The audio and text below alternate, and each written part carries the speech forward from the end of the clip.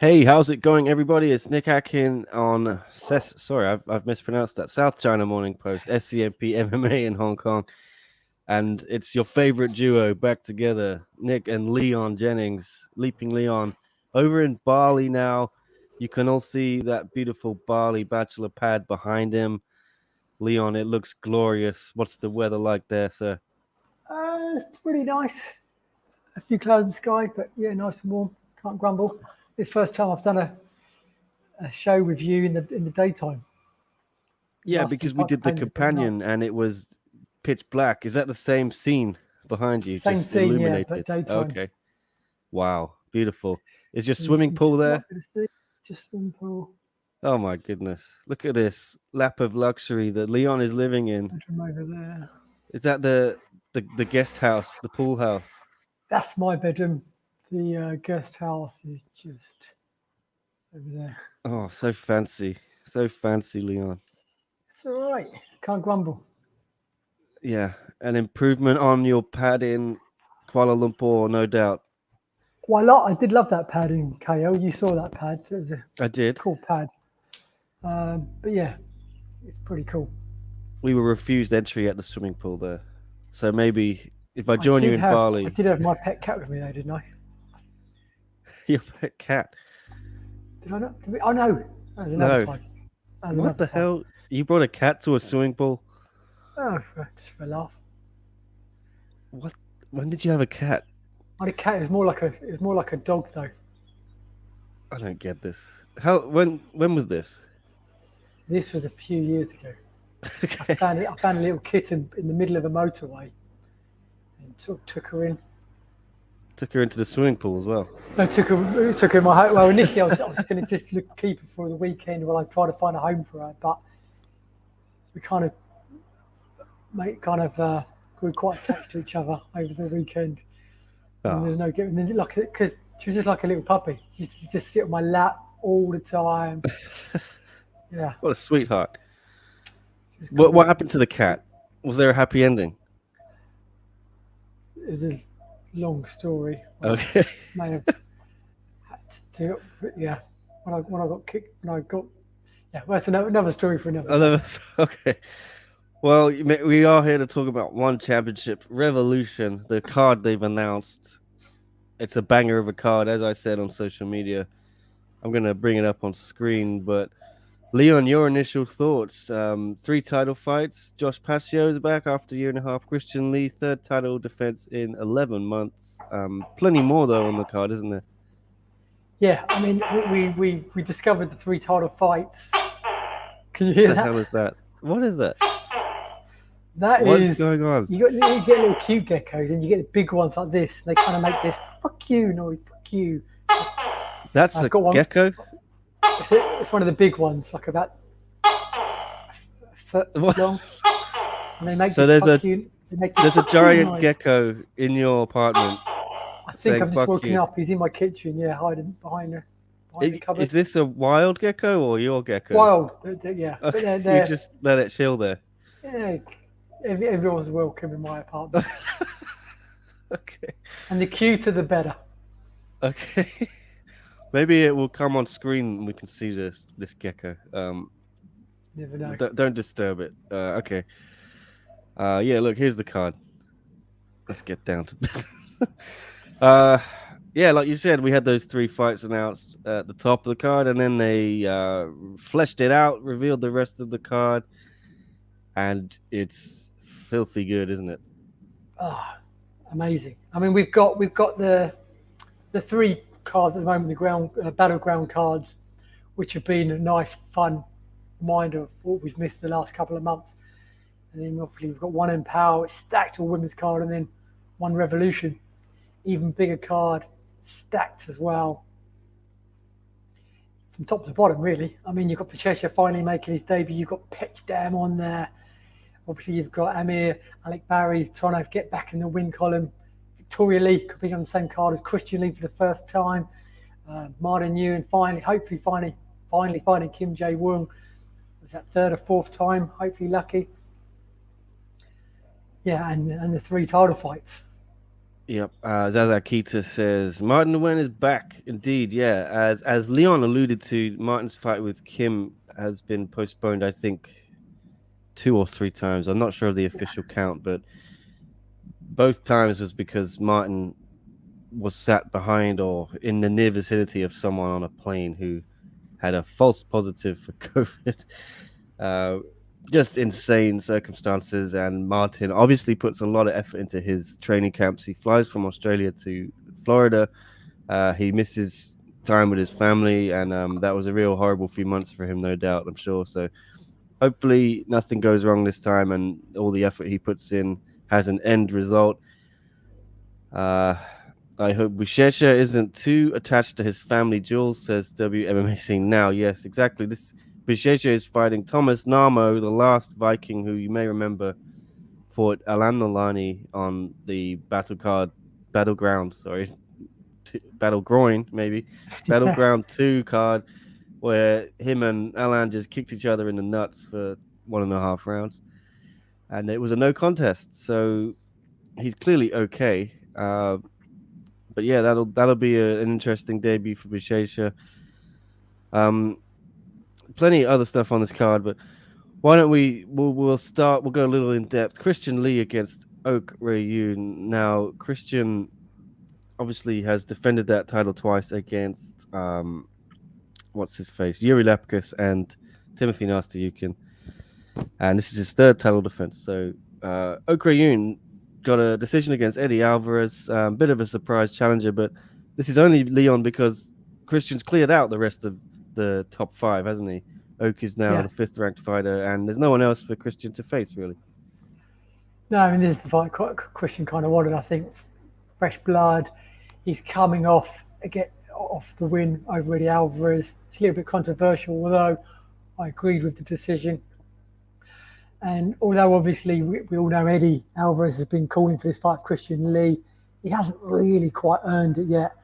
And if Christian comes through this test at One Revolution, then although we all know MMA maths doesn't really work, the fact if he goes through Timothy Nastukian and Oak Roon, um, it's kind of almost proving his point that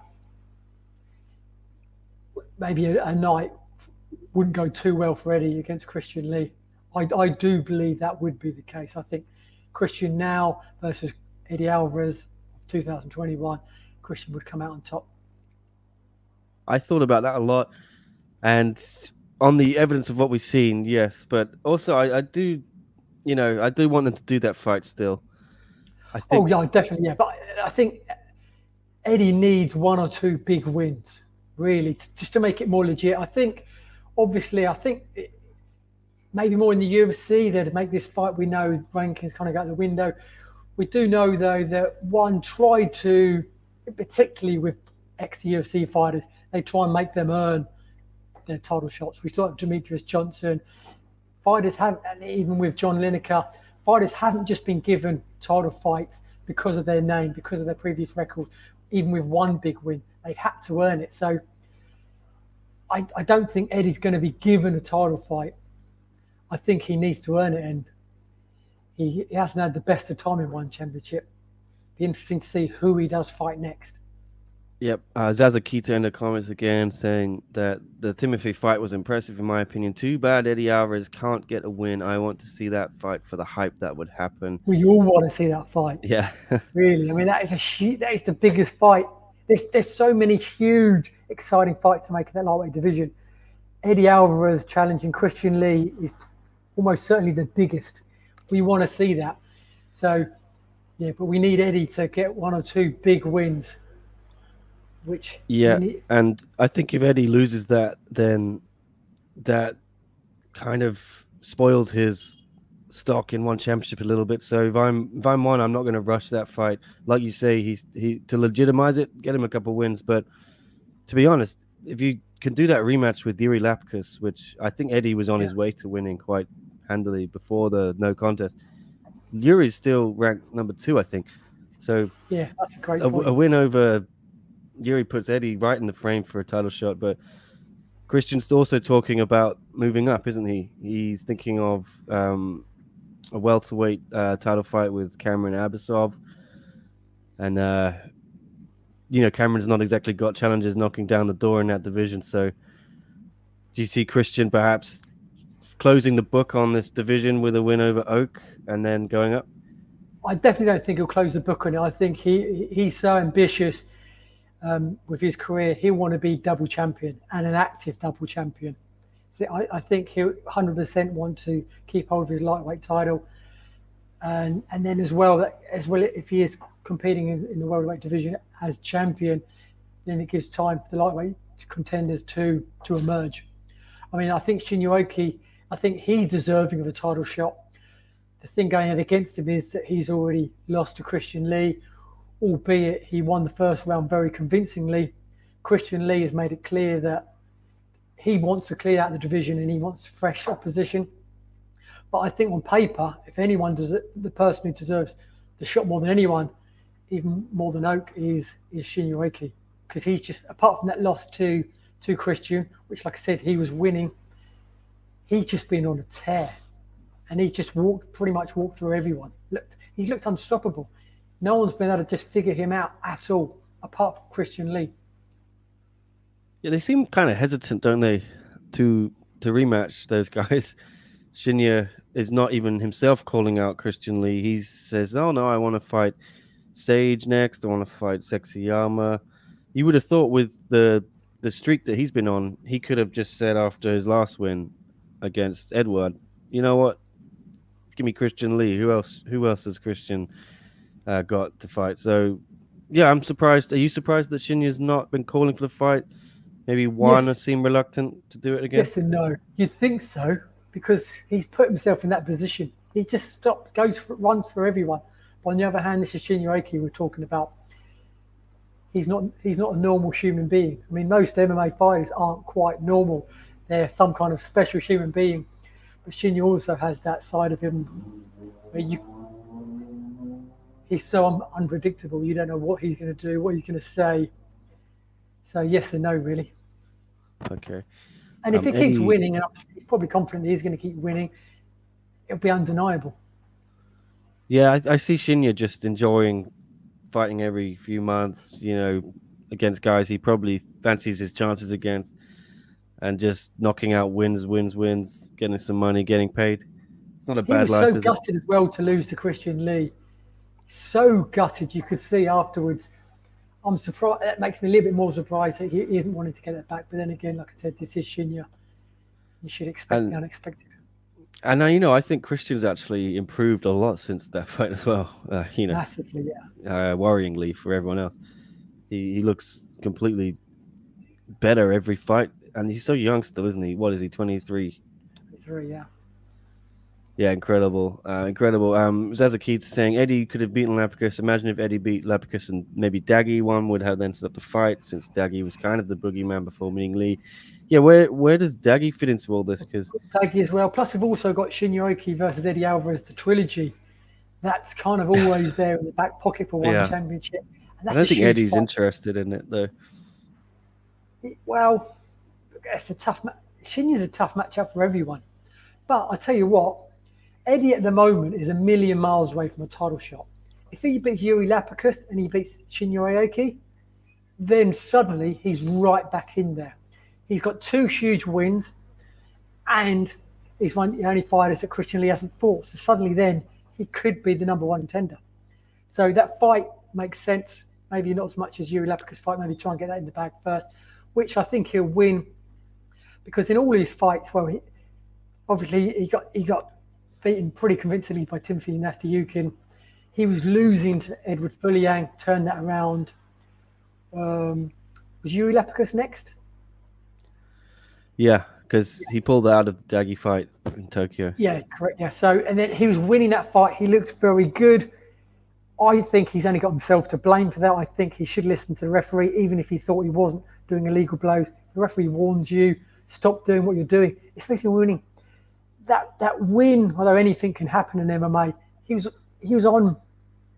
cruising kind of to a victory. If he wins that fight, he'd probably fight for the title next. Instead, he loses. It's overturned to a no contest. He fights Oak, who not many people had heard of. Very close fight. Loses, I think rightly so, although he came back stronger. He was so close to being finished in that first round. And for me, that's a decisive point in the fight, considering the fight judged as a whole in one championship.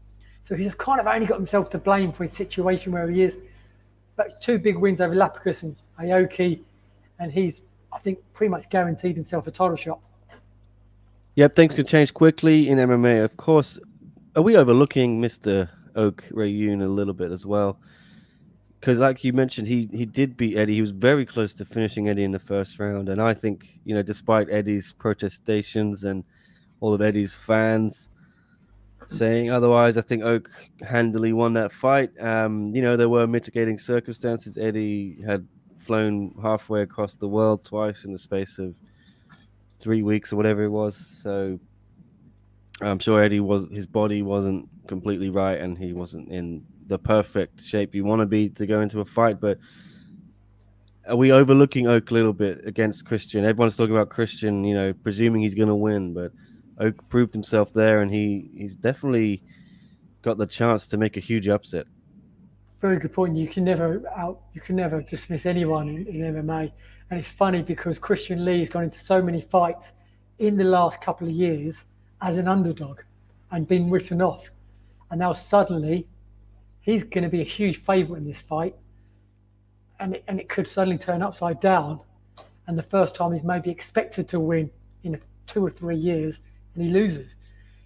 That wouldn't surprise me just for the fact that MMA just throws up these crazy scenarios. But I would still back Christian Lee to win. I just think, like you said, his skill set's so good. He's so hungry. He's getting better every fight. It could be a test. We saw that against Eddie, and it also beat Maverick Gavrov, former featherweight champion. I think it was 3 weeks before he beat Eddie. Was it 3 weeks? Was that rough 3 weeks? Yeah, I think. Was it on the TNT one card, or was it the card before the TNT started? Can't remember, but it was pretty. He had a quick turnaround as well.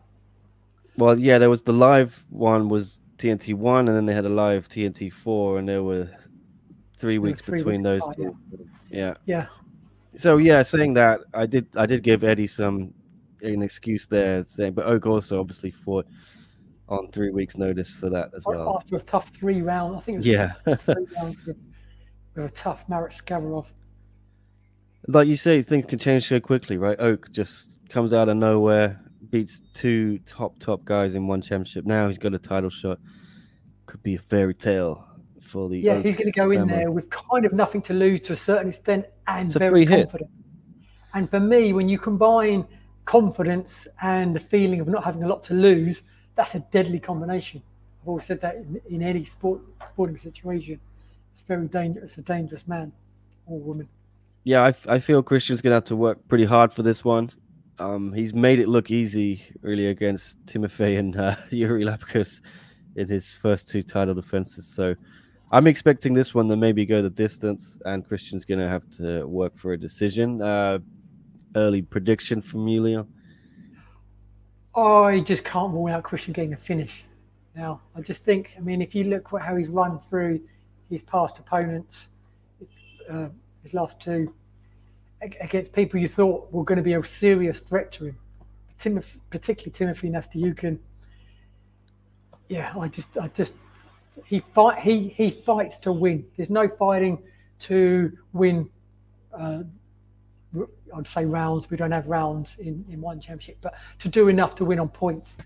He's looking for the finish at any opportunity, and his ground game's always been his strength, but he's looked amazing now on the feet as well. And he's getting his first fight being a father as well, so that could give it an interesting little twist. I didn't think we'd see him fight again until the end of the year. He said when I spoke to him after his last fight, he probably wants to fight one more time this year. I just assume that'd be the end of the year because he'd want enjoy a bit of father time. But you can't keep him away. He's so competitive. He'd fight every week if he could. Yeah, and the Lee family obviously so tight down there in Hawaii. I'm sure there's plenty of people there to take care of Christian's daughter. So no worries. Angela has obviously had a daughter as well. So very tight knit family. And yeah, I thought Christian was going to fight in December, but John, Mr. JHK, sent me a video on WhatsApp of Oak's training camp where I can't remember the gym, but right at they did a huddle, and then at the end they said, "Oh, he's fighting for the ONE FC belt." And this was a few weeks ago before they announced it, so kind of had an inkling it was going to be soon. That Oak was obviously in training camp. So here we go, earlier than we expected. As I mentioned, the Lee family, Victoria, will also be flying out. Leon, won't she? She is coming back for her Yeah. third fight in ONE Championship. So again, I'd have no idea who she's fighting. Victoria Souza. I'm pretty clueless here again. They don't I'm even have putting a money, my picture of money her. on Victoria to win that one. Yeah, she's not even on the poster. Victoria's opponent. Yeah, she steamrolled Wang Lupeng, I think it was last time. Uh, Steamrolled Sinisa Sarisa in the first fight. Uh, I expect similar here. And are you worried? Maybe. I mean, I don't know too much about Victoria, but when is Victoria Lee gonna get a step up in competition, so to speak? When is she gonna get some of the girls we know in this atomweight division, or is To it be honest, right? Are they I don't doing it know. right thing? I don't know a lot about Victoria Souza. Yeah, This may be a bit of a step up. Plus, at I'm gonna 17 I'm years gonna old, search her now. So at 17 years old, I don't think we can rush her too much. Let her get some fights under her belt, and I'm sure, hopefully as well, the competition will gradually go up. It won't just be suddenly throw her to the wolves. hey, she's Victoria Souza is 5-0 in Gladiator CF. She's 24, Brazilian. So she's a Brazilian prodigy against another prodigy. So maybe not terrible matchmaking here. I don't know too much about her other than her record here on Tapology, but anyone knows anything. Yeah, WMMAC now points out she's 5-0, but all of her opponents were making their debuts. Yeah, I'm fully expecting Victoria to win, even though I've never seen Victoria Souza fight. So Zazakita says, I expect they'll set up Victoria Lee versus Ritu Fogat once Ritu gets knocked out of the tournament by Meng Bo. That way No, they no, can no, no, no. decide. Read to Fogat's at least 4 or 5 fights away right now. That's Yeah, it's I don't far see too that early happening. for her to be fighting Reed to Fogat. Yeah, I don't It- see that one it- happening. she's Grand Prix level. There's so many girls in between that she can work her way up through to begin with. Yeah, we'll see what happens. I fully expect them to kind of get Victoria Lee to about 8-9, 8-9-0 or something before they throw her to someone like Ritu. I don't think maybe that many. I think there's a this atomweight division. There's a nice sort of variation of the standard of fighter. You've got the Noose Rapovs of the world and the Antonia Bosnia. There's a lot of girls that are in between the sort of Victoria Lee sort of standard now and that Grand Prix level. So yeah, and I think she's hungry to compete a lot as well. So I expect her to get to that level soonish, but to get, yeah, I think maybe 3 or 4 fights, get to 5-0 maybe. Yeah, they're asking who is there outside of the tournament besides B Nguyen or Lin Hee Quinn. You've got some others there like the Shadow Cat, Jihin Rajuin, Shadow Cat, yeah. Mei I'm surprised she's not one Yamaguchi. of the alternatives because obviously we've got the two alternatives Grand Prix matchups at One Empower. Yeah, we've Two got two girls that were briefly in the Grand Prix that are now alternates. It's been considering we haven't had the first fight of the Grand Prix yet. It's been a roller coaster. yeah. What was Julie Mees Barber and Grace Cleveland were both scheduled at one point to fight Meng Bo, but now they're on the alternate side of things. I think B Nguyen or General and Olsen, the winner of that will fight Yeah, Grace Cleveland. they're all that level just below the Grand Prix. There's another level just below them. You've got Priscilla Turkey Lombard Gold, who's just slightly behind them, who's very competitive, hasn't competed a lot lately, obviously because of circumstances in the world. But there's so many matchups for Victoria Lee in that atomweight division. Yeah, Chris says give Victoria another 4 or 5 fights over the next 2 years. Let's build her slowly, give her different styles, and let her see where she is and what she needs to work on. That's a good point as well. Different styles. You tend to see sometimes when someone's got a big name, they kind of protect them a little bit by maybe giving them favourable styles. Let's give her a variation of styles for her own sake, for the fans' sake, to see what she's made of. And that's the perfect way for her to come through the ranks. Yeah, I see her fighting 3, 4 times a year next Yeah, year, and the year after that. I think they're gonna really just let her find herself a little bit. She's still only is she 17 now? I think she just turned 17. Yeah, I don't see them pushing her too hard until she hits 20, maybe. Because you've also got Angela there in the division. Depends on what Angela wants to do. If Angela's gonna go up to strawweight, they won't be pushing her towards a title belt anytime soon if she's in atomweight. But like I was talking with John, we asked Victoria, do you see yourself maybe fighting at not even strawweight, but higher than that, flyweight, even bantamweight? She's gigantic as a teenager for her age. She may end up having to build another entire division if they want Victoria Lee to be a champion for them. So yeah, she may not be an atomweight forever, so she might have to I get these fights in imagine now. Angela would move up first before then, depending as well how things go with her returning from pregnancy, facing the winner of the Grand Prix, which considering was supposed to be at the end of the year. Who knows when that's going to be now? Yeah, I don't think Angela will be back till next summer. That's probably a good thing. Let Angela Gives get her more time. Yeah, in good shape for all that. Yeah, it's gonna. I didn't want them to rush it. It felt like November was too soon. Mainly not just for Angela, but I felt if you're rushing the end of the Grand Prix by September, this was when it was going to start in May. That's 3 fights in 4 or 5 months. Just too much, I think. And then we would have had alternates coming in. I would like it to stay pure to the brackets and let it play out like every 2, 3 months between each fight, something like that. Let everyone have a proper camp, like they did with the flyweight Grand Prix. I think they may have rushed that final a little bit, but DJ had a decent amount of time in between each fight, I think. yeah. You just Regarding want the fighters to have enough time to recover from any niggles they get in the fight. You don't want Yeah, fighters pulling out for a little injury that they could have competed if the fight was a month or two later. well, that's why Eddie wasn't in the final because he Yeah. already had a busted ankle when he fought Edward, and then he had 8 weeks to get it right, and it was just too short time. And Maybe if he'd he had an only extra came back few in the weeks, semi final to fight Edward Fuliang because of an injury. yeah. Because he was Timothy Nastikin, so he came back in because of an injury and then left because of an injury. Uh, Victoria Lee is 166 centimeters height to Victoria Souza's 152, so there's going to be a strong height difference there. Doesn't bode well for Victoria Souza. That's all I'll say.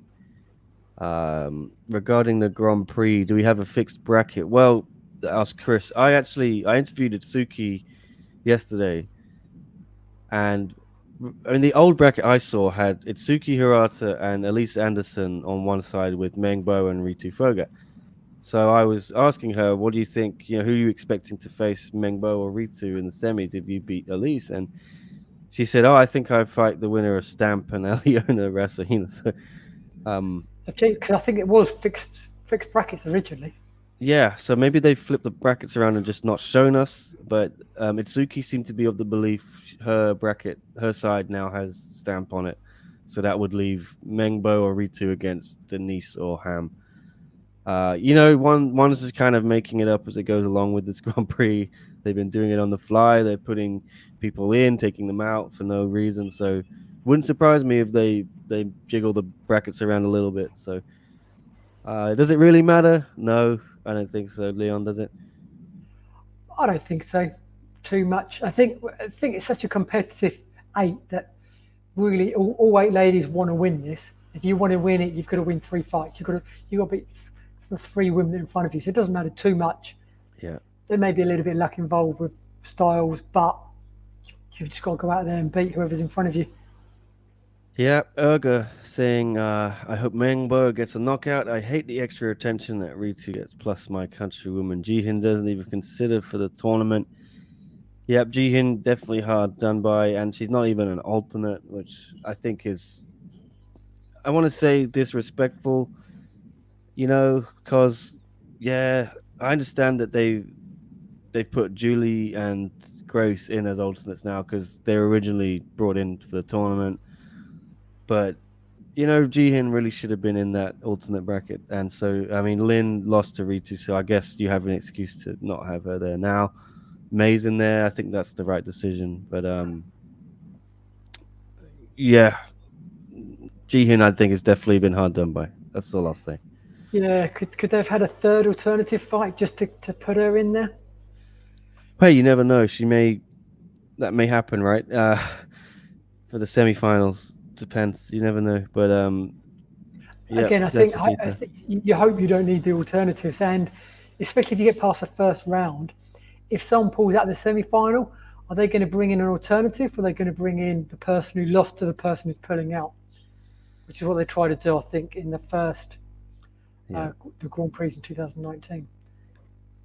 Victoria Lee, one of the tallest atomweights, probably the only comparable fighter is Elise Anderson. Yeah. Hey guys, what's up, Migs? Leon is one with nature today, I see, says Drake. I don't know if you saw the beginning, Drake, but Leon has this gecko in his flat, which is very loud. Apparently, it's a foot long or something. Yeah. Yeah, you got to show us, Leon, if it comes near. Yeah, he's definitely at one with nature. The swimming pool is behind him. Sun is up. Looks like a good morning in Bali. Yes, Leon is manifesting his Cambodian monarchy exactly, but he's in Indonesia. Yeah. Bali monarchy. Okay, all right. So, what else on this card? Joshua Pacio. I wanted to talk about him. He's back, Leon, isn't he? Against Yosuke Saruta. First title defense for Joshua since that card, Manila, January 2019, Fire and Fury, when he beat, I think was it Alex Silva? 2020, sorry. Yeah, so I was gutted to actually miss that card because it turns out, I wouldn't have flown again for another 2 years. It's going to look like for me, but I didn't go there because I was too tired. I just thought, I've been to so many trips for one in UFC lately. I just need a little bit of a break. So I didn't go to Manila, Leon, for that card, and I regretted it ever since because I've not left Hong Kong since then. So how was it though? How did Joshua look? By all accounts, it was a solid performance from him, and I do think Josh is the standout of Team Lakai now, isn't he? Yeah, they've got new young blood coming through, and he's kind of leading that charge. Can you undo your power? Sorry, it's buzzing at me. Is it? Is that okay? Apologies. There it is again. There we go. Yeah, thank you. Sorry, I interrupted you. That's right. Yes, I mean obviously he's the Team Lakai lone champion at the moment. He's leading the new young blood from the gym, and he's getting noticed. I mean, he was even ranked inside the ESPN top 25 under 25 at the end of last year, beginning of this year. Yeah, I saw that list. Christian was on it, and Angela as well. So good company. Some of these Western sites and like ESPN like. And this is obviously the trilogy. It's been the fight to make for at least a year. Surprised it's taken this long, but we're finally here now. Yeah, what's been the hold up with Josh? Because Lakai, a few of them have fought on these Singapore cards already. Edward's been on a couple, I think, and we've had Jay Hay, had Kevin Belling on. Most of the guys have fought, but we haven't seen Joshua. So, do you know anything about injury or I what? don't know. I know Team Nakai had a lot of bad luck when it came to travelling to Singapore. They had a lot of fighters pull out at the last minute through after testing positive for COVID en route to Singapore. So I'm not sure if that ever played a factor. As a champion, I don't think you can arrange last minute fights so much. With other fights, you can fill up cards here and there and sort of improvise a little bit as you go along. I think when you're talking about title fights, you need a little bit more planning. So maybe that's a reason. Maybe it's a router. Maybe there's issues his side or both, or just things didn't line up. I know Saruto, he fought during the pandemic. He beat Yoshitaka Naito in the Road to One in Japan, and that cemented the title shot.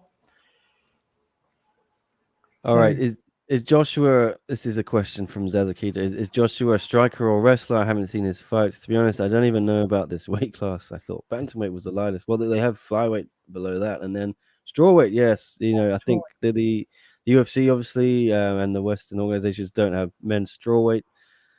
I love this class though. It's great fights always, isn't it, Leon? As for yeah, his style, yeah, I'll let you describe it, but he's definitely working on the ground game, like all the Kai have been, and improving there. But that wasn't the story. Once upon a time, that was a weakness in their game, wasn't it? exactly. I mean, he wouldn't be a Team Nakai fighter if it wasn't for his kind of wushu striking background. But he's looked good on the ground. He's in his last couple of fights, he's got through. We beat Alex Silva, who we know is probably one of the biggest killers in the division on the ground. Saruto and Yoshitaka Naito, they're both known for their ground games. He's 1-on-1 with both of them. He's just a very well-rounded fighter now. Yeah. Looking forward to hearing Mitch Johnson mispronounce Joshua's last name. Good stuff. LOL says Migs. What is so? If I say Pacio, is that wrong pronunciation? Is it Pacio. Pacio? I believe so, yeah. The passion. And let's not forget the Pacio lock as well. I mean, there's not many fighters that kind of have a submission move named after them. That is something out of pro wrestling. The the angle slam. Kurt Angle. I loved it. Okay, give your predictions on the Grand Prix, says Aryan. For an overall winner, I spoke with John about this on Tuesday's show, and we both agreed. I think the winner, we are going to pick whoever wins out of Denise and Ham. We think might win the whole thing. But Leon, what do you think? I would say that the winner of that would be the favourite to go on and win the whole thing. I think that's the one. If obviously Han wins, then obviously she's got a big name. She'll be confident to go through. If Denise wins and she does have to face Meng Bo now, that's a fun matchup because then those two have gone back and forth a lot on social media. So I was surprised that wasn't a first round matchup. When I spoke to Meng Bo, I asked her about that, and she said she was expecting that to be her first round opponent, Denise to be a first round opponent as well. So that'd be a fun matchup. Maybe they'll change it, Leon. They've been changing everything on the fly. Well, it sounds like they have changed it from what Izuku told you yesterday. Yeah, maybe they'll just put Denise and Meng together in the first round. Oh no! I'm sorry, the first round, right? Yeah, I thought you meant as in because obviously the way the draw was originally, they could have only fought each other in the final, whereas now it looks like they could fight each other in the semi-final. So now they're potentially only one fight away from. Who knows? Maybe it'll become a round robin, and everyone will fight everyone. Apparently, we're doing a great job with the pronunciation, says Migs, of Joshua Pacio. That's good. That's not often a compliment I often hear. Yes, Leon mangles many names of fighters. Zhong Jingnan is his mortal enemy, the panda. Looking forward to. I've got it right 100 times since then. Yeah. Well, I can't wait for fight week next week, whenever it is. It's 2 weeks' time, isn't it, for the Grand Prix? So, yes. But just on Revolution, a couple other fights I wanted to look at on this show. Martin Nguyen, we did speak about it briefly against Kim Jae-ung. So, where does this put the winner of this fight? If Martin gets this, does that earn him would that put him back in contention for a title shot in featherweight? But I believe presumably, so. Leon, we're going to have Tanley against Gary Tonin first, so maybe Yeah, Martin. I believe the winner of this will challenge the winner of Stanley versus um, Gary Tonin. I think Yeah, this is a pretty clear number one contender fight. yep. I think Kim's earned it. Very respectful call out, I remember, of Martin, and Martin has accepted this fight. It's fallen apart twice. How do you see it going? Martin had a really good run, I thought, until Tanley caught him in that third round. Martin had been looking good in the third round. Um, Yeah, I expect Martin to come through this fight. I think I did originally.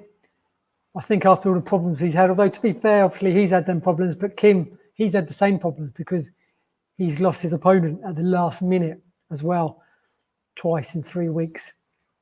So he went through training camps, got himself to Singapore, was ready to fight, and then both times pretty much, I think on fight day, or near enough, the fight was pulled. yeah. Oh, So Martin had to. It was horrible what Martin went through. yeah, Well, obviously obviously for Martin, Kim, it was evolved around Martin. Yeah, yeah. Obviously, same for Kim in a way. So, fingers crossed. Yeah, this fight stays on the card. What are you thinking? Early prediction. I'm going for Martin. I think he's going to have enough, and he's going to be so determined after what happened against Tanley. I think we're about to see yeah. something. Martin's such a driven guy and so focused. I'm going to go for him. I don't know the method of victory, but are I you think thinking Martin. Yeah, Kim's got any chance here? yeah. I think he's got a chance. I think it'd be very a competitive fight. I can see Martin maybe getting the finish, but I don't think it'll be easy. But I think Martin will get his hand raised. I think, like I say, I he's going to be agree. so motivated. And then, like you mentioned before today, not only has he had all these problems, he's been travelling from Australia to Florida for his fight Yeah, camps, which makes cancer fights even more painful. yeah. I mean, do you think like we've seen that Brandon Vera has upped his family, moved them to Florida. Onglar has made a life for himself there, based out of Sanford MMA as well.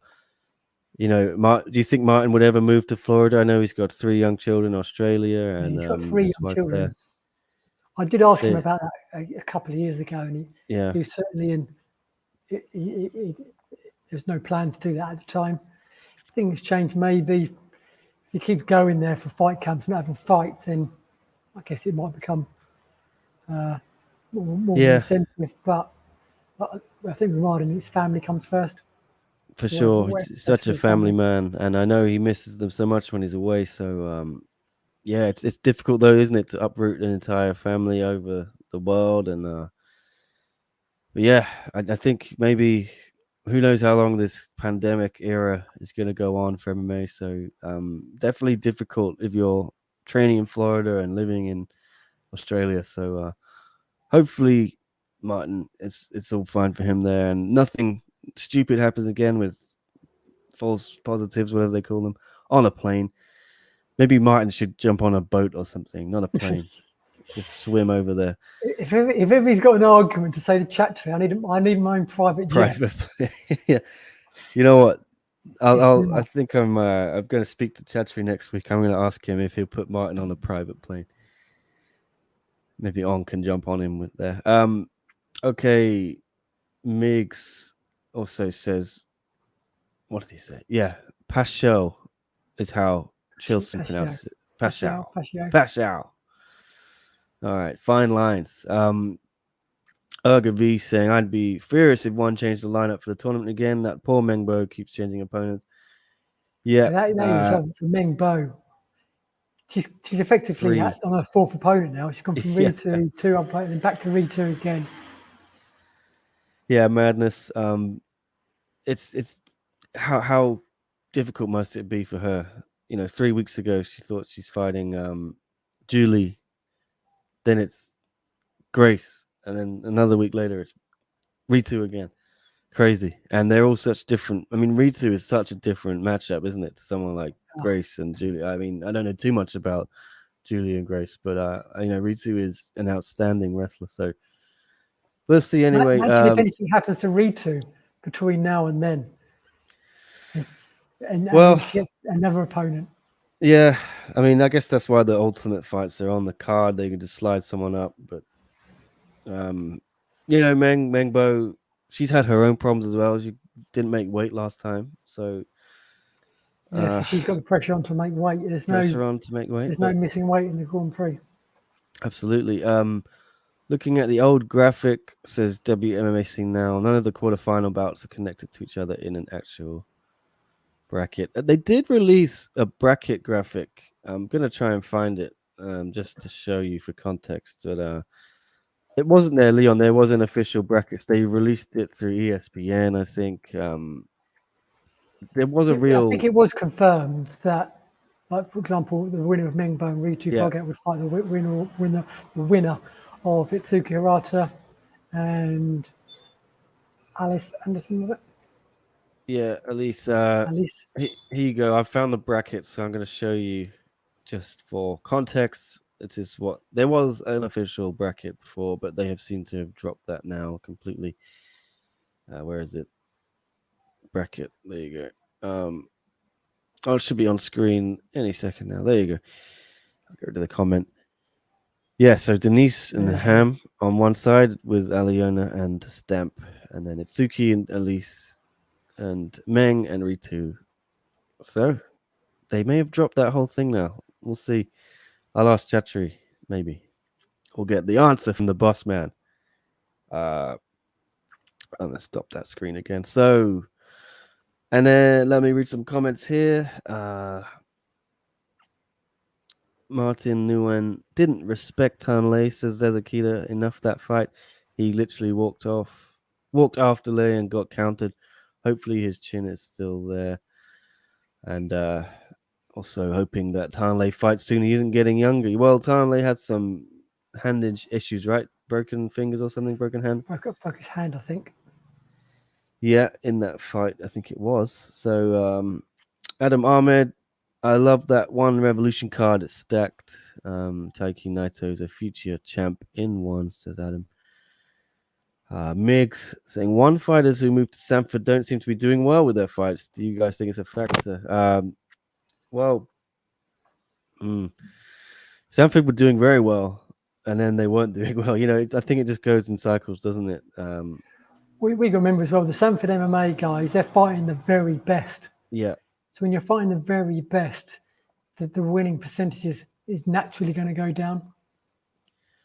Yeah, I guess, Troy Worthen joined, and Yuya Wakamatsu was there for a bit. Yeah. Alan Nalani is now there, the Panther. If you look at who the guys have lost to from there, we return to about one fighter, let's say Troy Worthen, he lost to John Lineker, who obviously one of the best guys in the division. Ongla Derrida, who obviously we know is legit. Martin Stanley, who's legit. Yeah, it's not as if they're losing to guys you'd expect to win, yeah. Yeah. Adam also says if Rae Yoon can win the belt, that would be the most underdog run to a title ever. Yeah.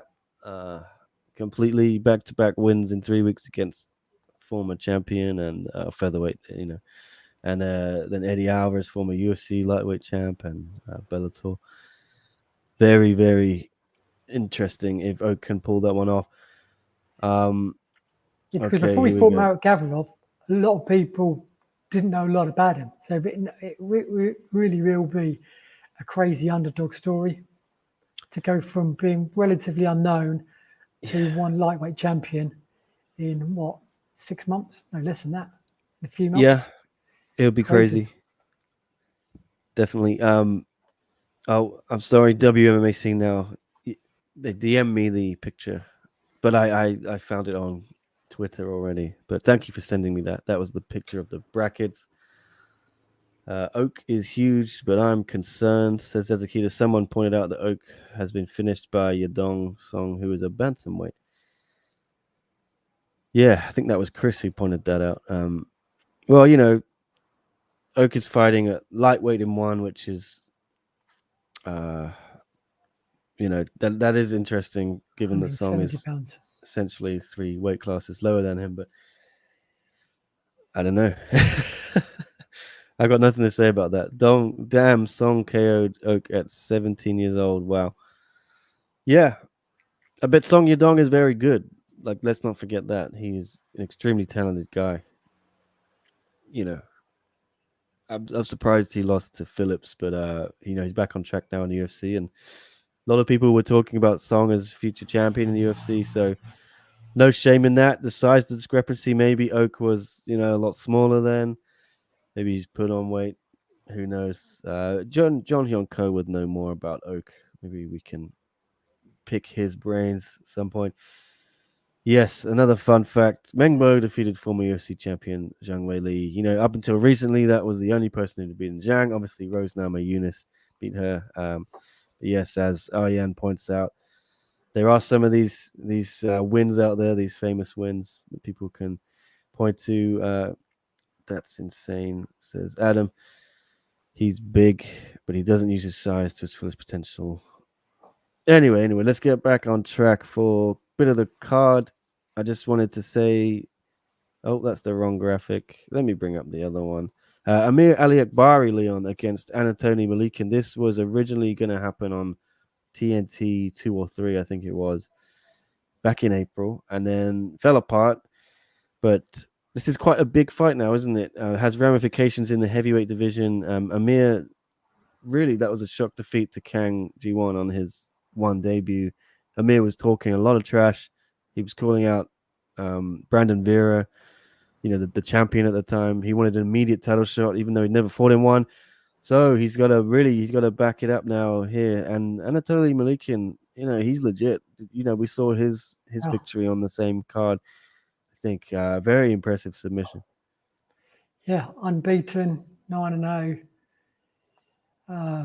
Big guy. That's a tough one for Amir to come back from which would have been a devastating loss. Like I say, after all the trash talking, to then be knocked out, to then come back and go, right, I'm doubling down. Yeah. Give me someone who's unbeaten. Well, yeah, I don't know, because I think they'd already arranged that fight. This was the weird thing. Oh, They this was the one. announced, Yeah, they kind of arrange it. Anatoly laughed him as well, didn't he, when he got knocked out? And he yeah, posted a video of him. Yeah, they'd already booked this fight before Amir had fought and Anatoly had fought. that was it. Yeah, Strange yeah. So booking. Yeah, there's a lot on the line in this fight. yeah. You'd think the winner of this would be potentially second in line for Arjan Bulla, because I think Arjan said Kang is going to get the first shot. So don't know when that's going to happen, but you'd imagine soon, before the end of this year. So winner of this potentially gets the next title shot at heavyweight. So a lot on the line, yeah. Unless they give Derrida that heavyweight title shot, but I don't know. I don't know if Arjan will entertain that. Leon, right? He seems to think Yeah, Derrida has he's not business keen to on that settle. fight. I don't I'm think not so. sure if a win for Amir earns him a title shot. I think Not he. sure. No, I don't think he would. It's an interesting division where there's a lot of big names now, a lot of good guys. Suddenly, obviously, there wasn't really much of a division a year and a half ago, but they all kind of need to put together one or two big wins because there isn't a clear cut number one contender at the moment. Yep. Obviously, no rankings in heavyweight with one, and yeah, Grushenko, he's my guy. He beat Rug. I think he deserves another big name, right? Um, Yeah, someone should go through him because Rug was being promoted. He was hyped by the one championship. yeah, Whatever you think of the bizarre ending to that fight, as still a big win for Grushenko. So yeah, like Leon says, plenty of big names now in that division. Another one, we haven't seen him yet, but he's on this card. Marcus Buchecha fighting the last Viking, who has obviously recovered from the groin shots, suffered the big one that ended the fight. Yeah, made it a no contest. But Buchecha, yeah, how do you like this matchup? I don't think we saw. I mean, we saw Namo on the ground, but it was when he was grabbing his nuts. We didn't see anything of his grappling ability. So obviously, Buchecha is legendary, 13-time BJJ world champion. Are you expecting a quick night at the office here? Well, it's his first MMA bout, so you never know what's going to happen. But I think this is a perfect MMA debut for him. I think it would be a bad result for him if he loses, even though it's his debut. You give him a bit of leeway. I think after watching Nama against Alain Galani, Buchecha,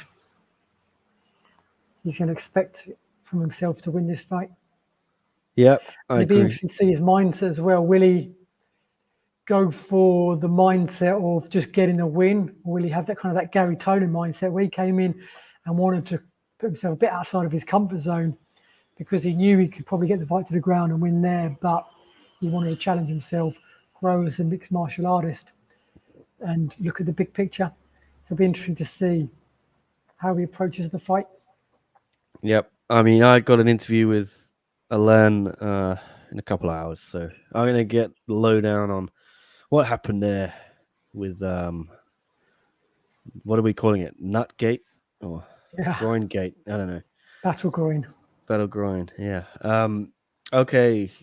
Yeah, a bunch of other fun fights on these prelims. You got Lito Adewang. He's always exciting Yeah. against Heshigetu. Just great, Leon, isn't it, to have prelims back and having full cards? Yeah, it just something I love. These 5 fight cards have been nice and concise. Obviously, only 2.5 hours, whatever. But it's just fun sometimes, isn't it, to build yourself into a card and Yeah, the watch a six fight few cards have fights. been so fun, but it's good to see prelims and the main card and have more fights now. So we've got Yeah, one, I think just one Empower has 9 fights, is it? And this one is it 11? yeah, and I think someone pointed out, was it Jasmine maybe on Twitter, that we got an all female card there. Now we've got an all male card here. Uh, Not yeah. not quite all male. Let me look. Oh, Victoria Lee. There you Battle of go. the Yeah, Victorious. yeah. Didn't see that. So whoever said that was wrong, and I've just repeated the fake news. But yeah, very close to an all male card. So, what do you think though? There's 3 weeks between Empower and Revolution, so presumably they're not going to tape anything as well at Empower. So, is this Well, what it's yeah, going to I look like? believe now that the pre-recorded fights are no more. Okay, I think that's probably a good thing.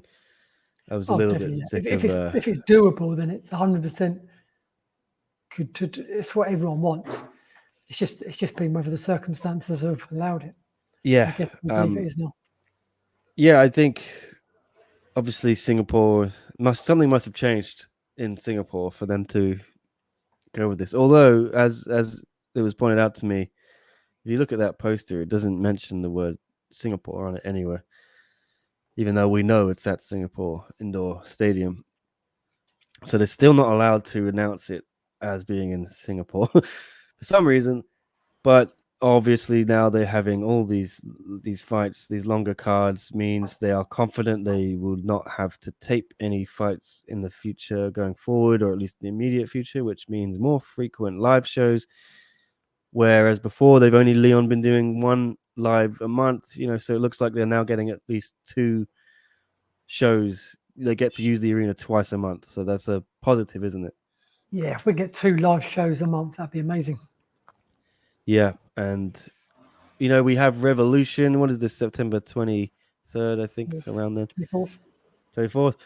And then we've also got this mysterious 1X show, which they haven't really announced much about, but that's the 10th anniversary. You imagine they're going to pull out some stops for that, aren't you? I was speculating that perhaps Ongla will fight Yushin Akami on that. Maybe we'll get Oh, this Arjan Kang fight. Tan Le against Gary Tonin, maybe. You got to imagine they're going to stack that with big fights, right? massively, yeah. And because of this whole situation hopefully the last year and a half, and then even then having another couple of months off. There's so many big fights to be made, so it's never going to be easier for one to make stacked cards for the rest of this year. So obviously, when it comes to the big cards like 1X, expect huge night fights. Yeah, I always say this though, that I wish they would hold back a few fights so that remember after Tokyo when they had the double card and then their cards the rest of the year, they were great. You and I were there in Manila and KL, but they were lacking a little bit of firepower. Some of those cards towards the end of the year. So I hope they don't blow it all on 1X. Keep something in I don't reserve. think they've got that to either because they're so far kind of behind schedule. There's so many fighters that That's haven't true. fought for that year and a Yeah. half. There's so many fighters that maybe fought once or twice. They were like, put me in every month, put me in. I want to fight all the time. You've got divisions that haven't had many title fights. So I don't think, and I think as well with the new signings, we've got a stacked heavyweight division now, which we didn't have 2 years ago.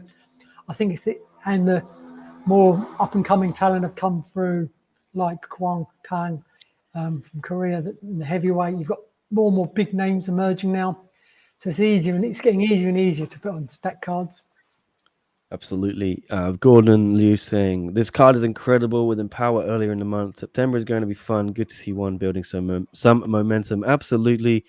I am very, very hyped. Just, it feels different, doesn't it? Having these shows with prelims and having them all be live. Something just feels a little bit different. It feels like we're one step back in the right direction towards, how it used to be. Leon, you and I would be flying all over the shop, going to these shows. So hopefully sometime next year. I mean, I'm not thinking it'll happen this year, but we'll see, eh? And Absolutely makes your heart grow fonder, doesn't it? And obviously, we had yeah, the long layoff last year, and it was amazing when they came back in Thailand. And this year we had how long did we met? With no fights in May and June or to the end of so we kind of had 2 months off. yeah, So when they come back, it's even more exciting. yeah. And one is the type of, I think, company and brand. They need to have fights happening for them to, people won't just talk about them when there aren't shows on. People won't. They need to have these things, these events. So good to see they're back. I'd Adam be interested to know asking, as well, quickly, if they're doing anything special on TNT in the US with these cards. Are they going to try and repeat them as soon as possible in prime time, rather than have it repeated in the middle of the night, like a week later? yeah, Because they've got momentum from April, though it's been a few months now. You've got some stack cards now.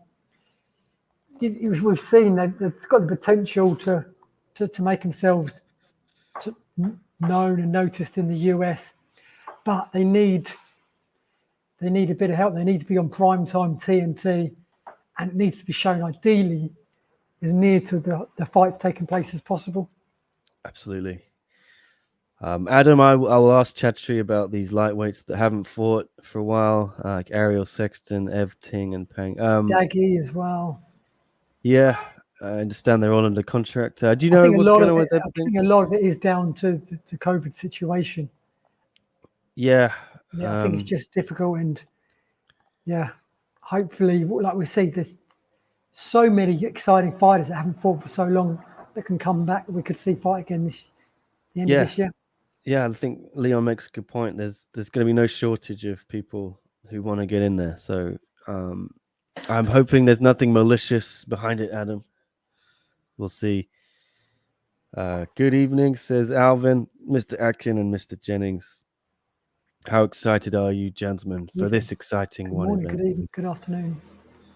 Yes, Alvin, I'm very excited for this exciting event. I know Leon is excited as well. I think the next two events, yeah, these are going to be fantastic. I'm really, really, really looking forward to September with One Championship. Like I said, it just feels a little bit more special than some of the cards we've been seeing. There's a good vibe about these, good buzz. Leon, what are you looking forward to more, Empower or Revolution? That is a very, very good question. I think Empower slightly more because we've got a Grand Prix, we've got a title fight on there as well. Got some other fun fights. The alternative fights are going to be fun. Got Jackie Bunting fighting as well. That's a real fun card, and it's sooner. So it's easy to look forward to that one. You don't have to wait for so long for that one. But we've got to remember as well not to forget about Battleground 3. Because we've got two huge fights to look forward to, fight nights to look forward to in September, it's easy to forget we've got quite a fun card coming up Friday week. Yeah, we've got Battleground it's 3. recorded, it's going to be one of them little fun 6-fight cards I'm sure just whizzes by. Yeah, it would be our final 6-fight pre-recorded card. Fingers crossed, but we could, go out with a bang. Always fun to watch. Fingers crossed it's the last one we ever do. Yeah, so I should have a fight companion for that next Friday.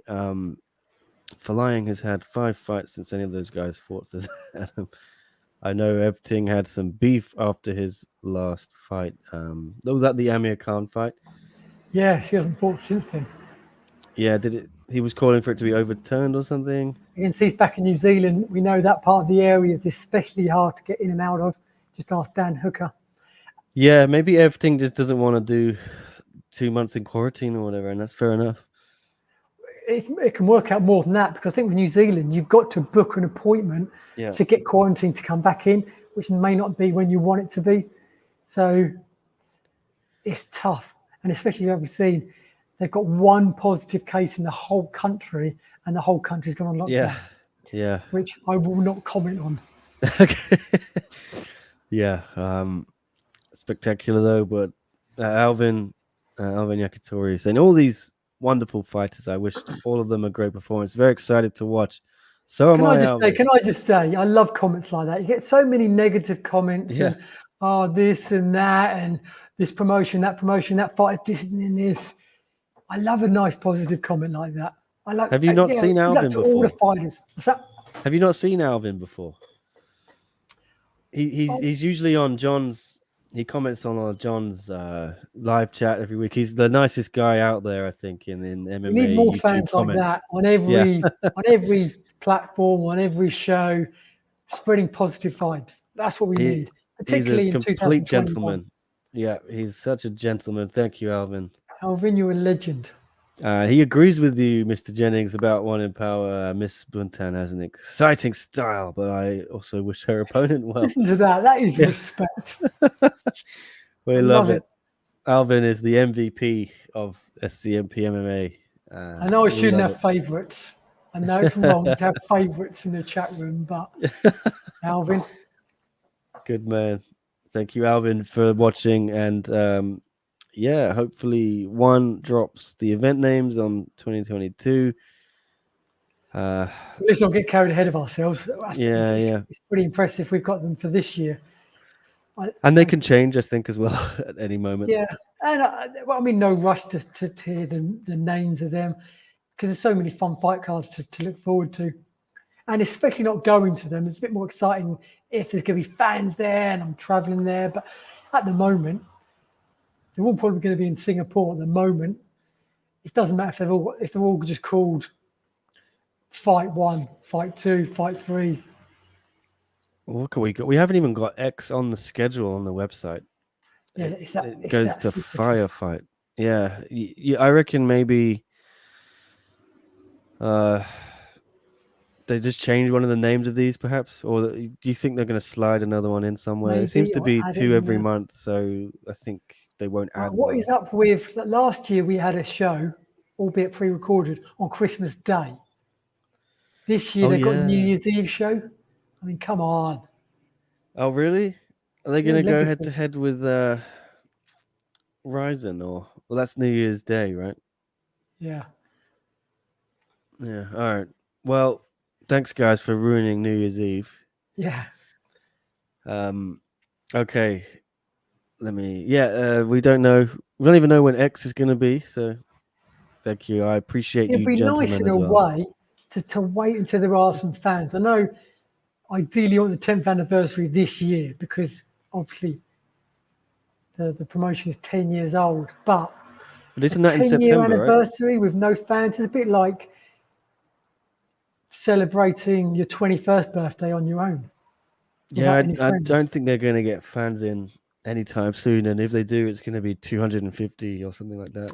Really, even with the whole vaccine thing and the fact that Singapore have got it quite well under control, apparently, and you think Well, I think now, yeah, Singapore apparently is once they get to 90% vaccination. I think I heard Chris was telling me. I think they're just going to say fuck it and open up and then live with I've it. heard it. I've heard they. So I saw an article. I think I mentioned this the other night, about a month ago, saying that they'd downclassed COVID now just to the flu. They're not treating it any different to the flu anymore. I don't know. Let's get John KL to fill us Which in. would kind of If make sense for the fact that this is the first time one have had the confidence to say, right, no more pre-recorded cards and bigger cards. So, is there a reason for that confidence? Because something's obviously, changed, definitely. Yeah, everything one does has to go through the Singapore government. yeah. There's definitely been some positive movement in terms of them changing how they're doing these things. So yeah, fingers crossed. I mean, I would love to fly over there if this travel bubble ever opens up with Hong Kong and Singapore. Would absolutely love to fly to Singapore and watch a one event. You know, if I could interview the fighters, I doubt that would happen. Right? They keep a pretty tight bubble, but I don't know. Maybe they'll let people interact again like human beings. Uh, Shout out to Alvin. He's also on WMMA today, spreading his positivity. He says Ghost Phantom 98. Indeed, what a lovely gentleman Alvin is. WMMA scene now, hoping empowered as well. So as I doubt UFC or Bellator will ever do a similar event. And Mary Chang, what's up, Mary? Saying good day, everyone. Nico, welcome back from the Olympics. Any thoughts on Gable Stevenson? uh, I think he'll go to WWE first, Mary. If anything, that seems to be the popular idea. Go build your brand over there, like Brock Lesnar did. Then come to MMA because I don't know if he goes straight to MMA. Is he that big a name? I know he's a Olympic gold medal winning wrestler from the US, but Bellator certainly interested. Leon, do you know much about Gable Stevenson? Do you think the UFC would take the plunge on him, and how long would he need to train first? It's an interesting one. How many people make their debut, MMA debut in the UFC? Yeah, CM Punk. I can only think of one who also actually comes from the WWE. Yeah, Um, but with a big name like that, would you want to? I don't know. I guess he could at least train for a couple of years MMA while yeah. he's competing in WWE. I think so. Go make a bit of money there, and then train on the side.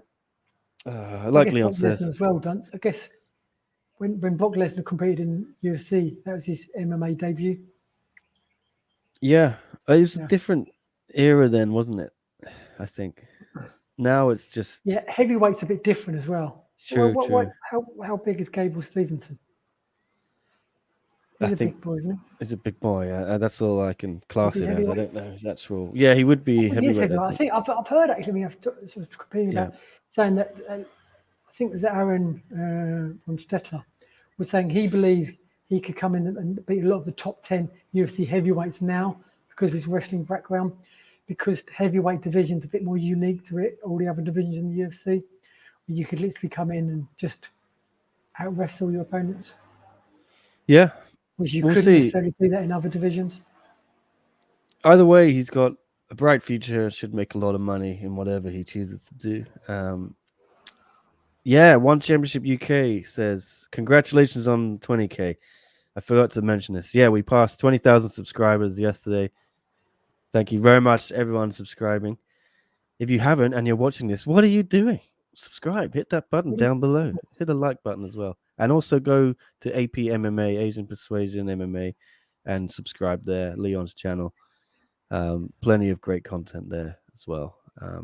YouTube, Twitter, not on Facebook at the moment, right? No. Yeah, it's a little dispute going on with Leon on Facebook. Hopefully, you can resolve it.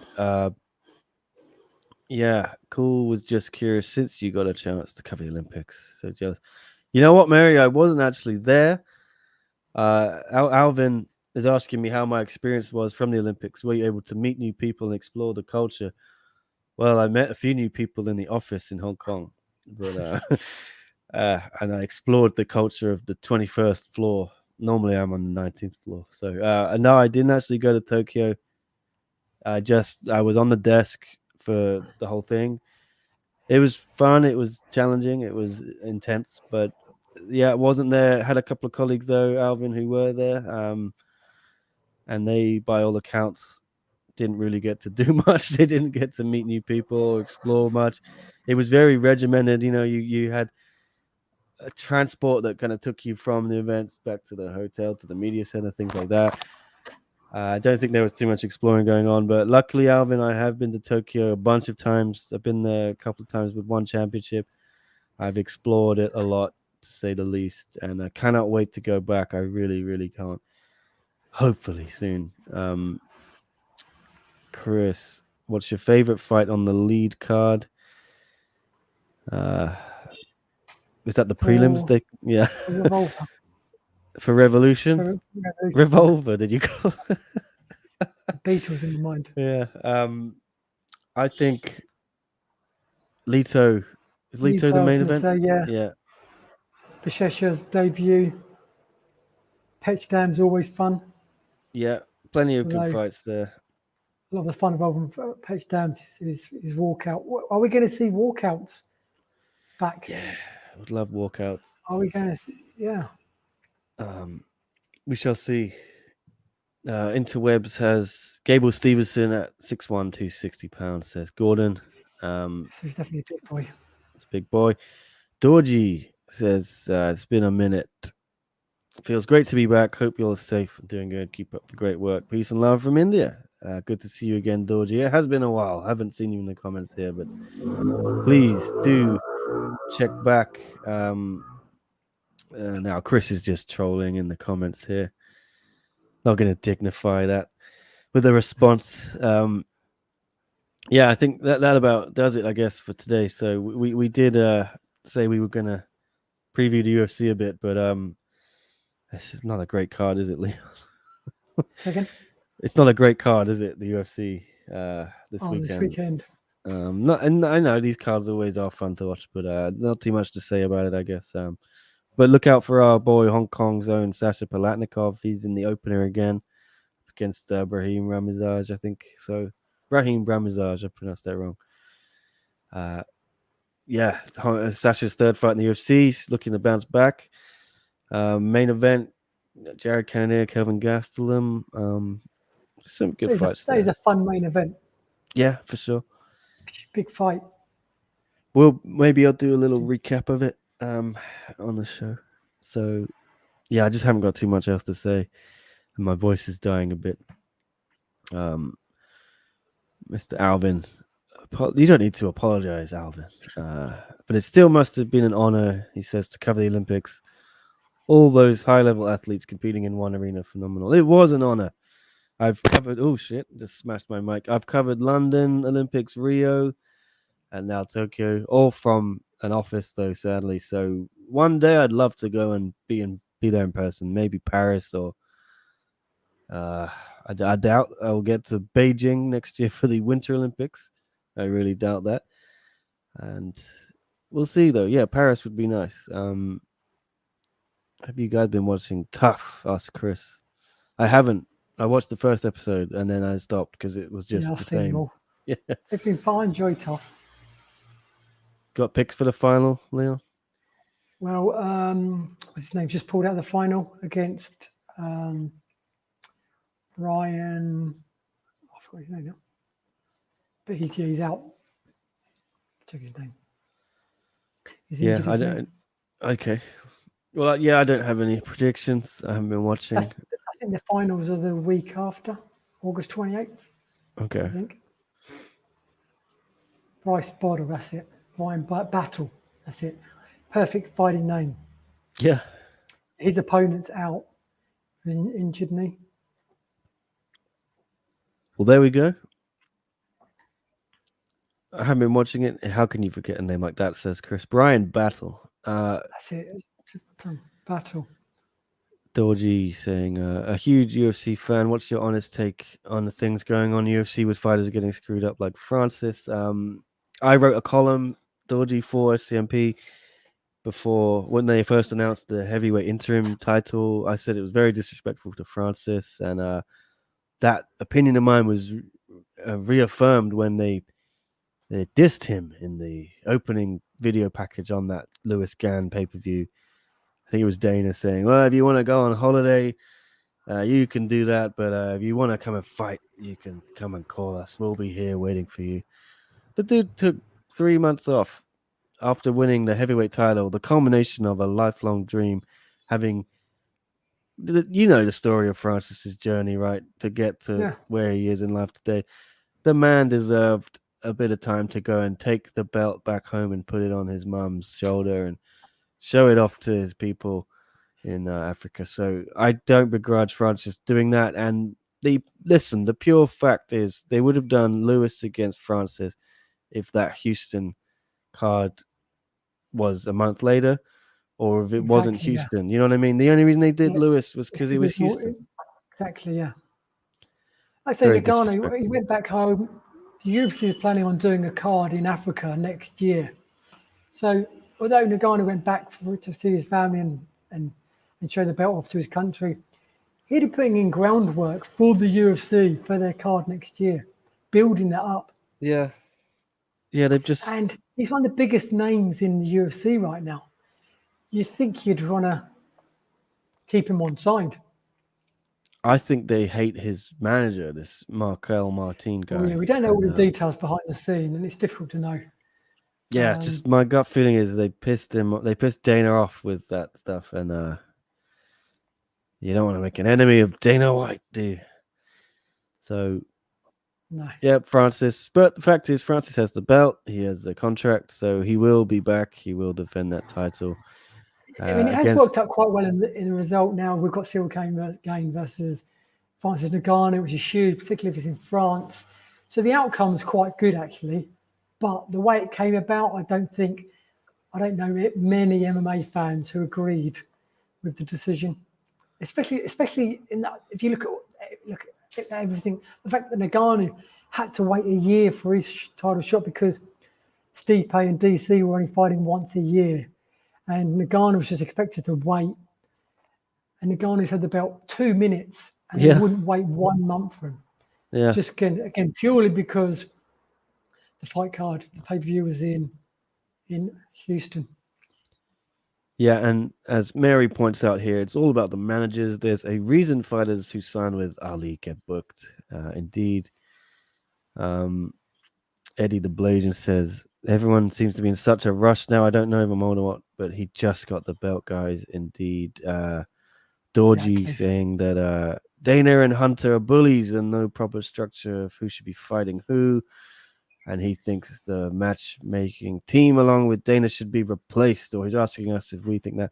I mean, look, they run the show; they're not going to replace themselves. So uh, it is what it is. This is always going to be how the UFC is run. This is always going to be the way it's booked. Sadly, that's why if you don't like it, luckily we have alternatives. We can watch other promotions. That's the beauty of MMA. There's so much going on right now, and we've got one championship. We've got Bellator, PFL, so many other things.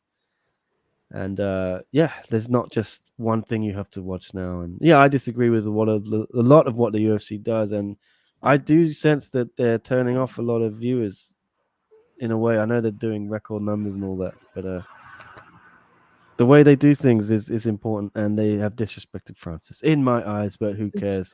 I think the ESPN deal has been a bad thing for fans because now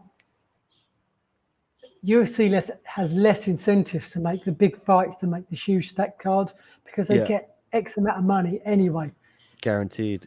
Yeah, Yeah, it's there. They just need to put on X amount of shows per year. I think it's about 40, 42, which is why obviously there was such urgency last year to get the fights in at any cost. Didn't matter. They just needed to get their X amount of fights cards in for the year to get their money from ESPN. yeah, certainly changed things. Definitely. Let me see these comments. All right, another question quickly. We can get to. We'll wrap it up in 5 minutes. Who will win in a rematch between Ritu and B? Well, maybe. Oh yeah, and they may meet in the Grand Prix if B Nguyen beats Jenilyn Olsen and then beats Grace Cleveland in the alternate fight. B could be an alternate and perhaps sub in somewhere. So could see that. I'm sure they will meet again. They'll cross paths, but depends. Yeah, if Ritu went away from that fight and looked at what went wrong, if she was, I think she lost the fight. I know a lot of fans, a lot of her fans especially, think she won the fight. But if Arjan Buller, when I interviewed him, he said similar. He said, go away, learn the lessons, and look at what you can work on.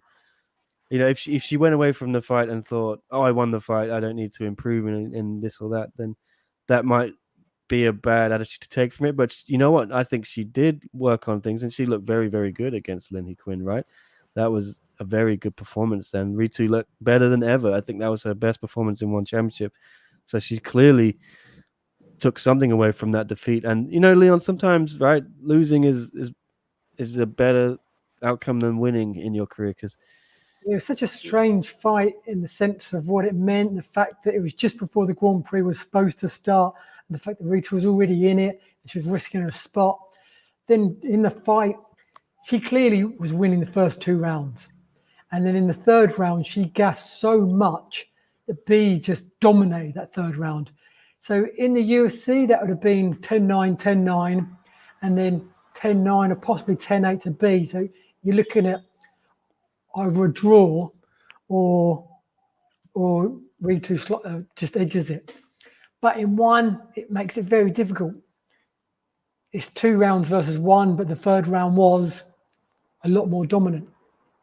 So yeah, it was a funny one. And then obviously afterwards, and then B, Ritu was removed from the Grand Prix. B wasn't put in it. Then we had 2 more girls come in, and then Ritu's back in it. B is competing this week. She's potentially an alternative. For me, it was telling as well because I thought Ritu was a bit of a dark horse going into the Grand Prix.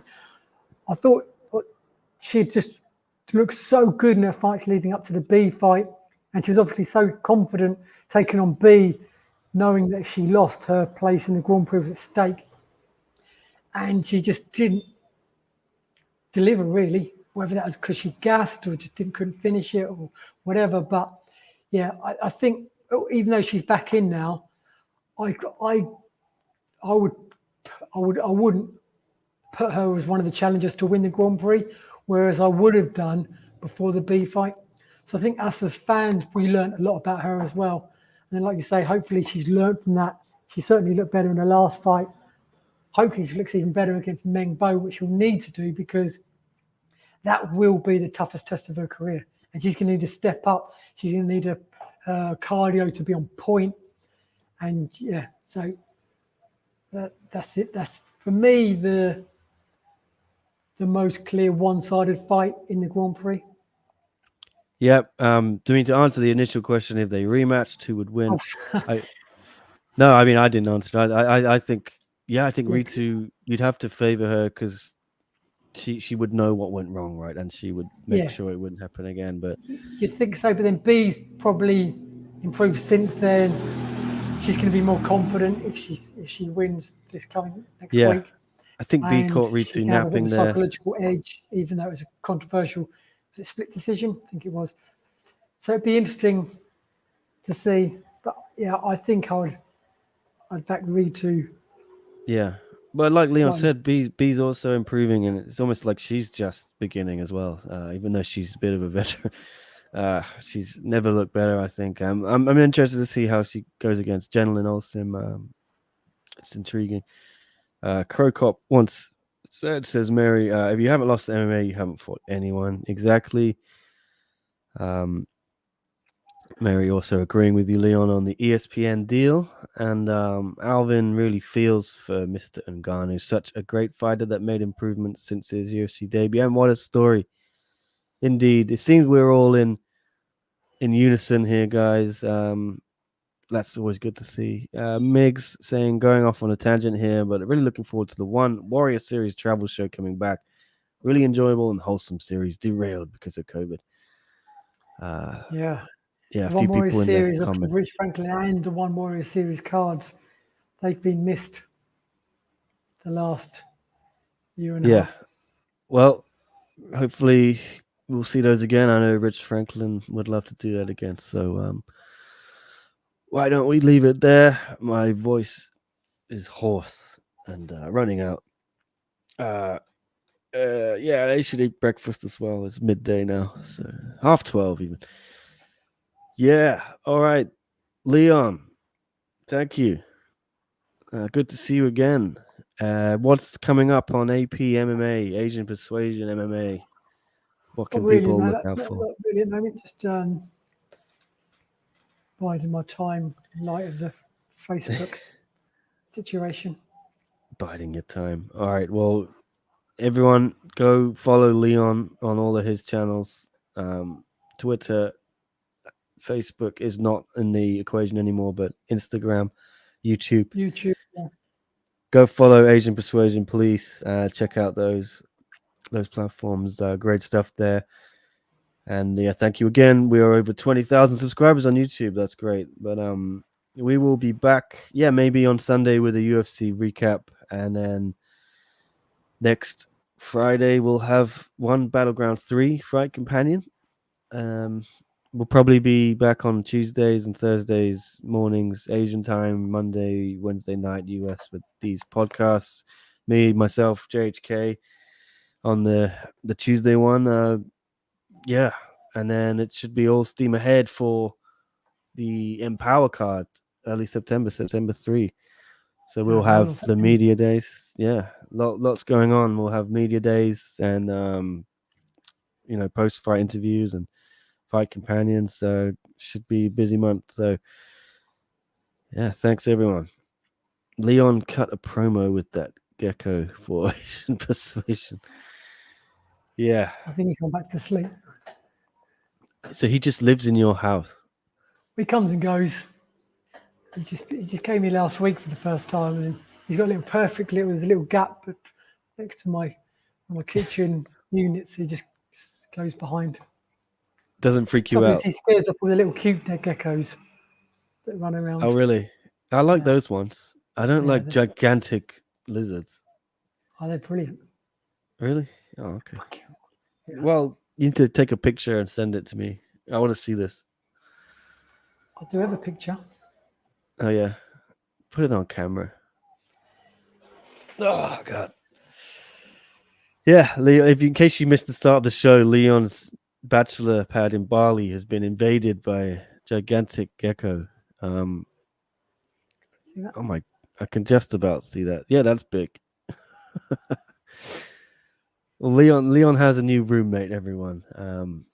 What's the gecko's name?